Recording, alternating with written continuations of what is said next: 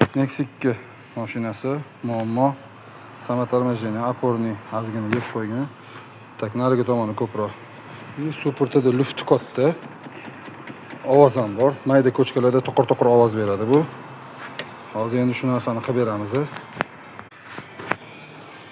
Ko'pchilik ahamiyat bermaydi. Kalotka deb o'ylaydi muammoni. Oporniy disk yeyotgan. Supportida lufti katta. Orqaga qaytmaydi.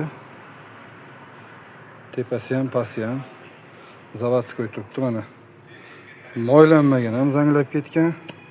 Qachondan beri qilingan menimcha. Oporniylarni ozgina yeb qo'ygan. Shuni qilib beramiz.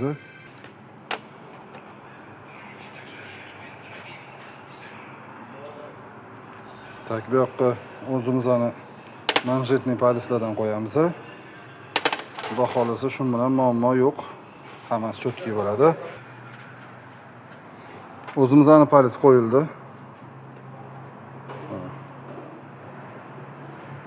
Tepasi ham, pasti ham o'zi qaysib chiqadi. Hech qanaqa luft yo'q, xudo xolasa.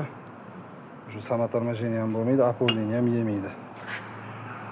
Har doim ham kalotkani hisobiga oporniy disk yeyilavermaydi. Agar kimdadir shunaqa muammo bo'lsa, aloqaga chiqsanglar qilib beramiz.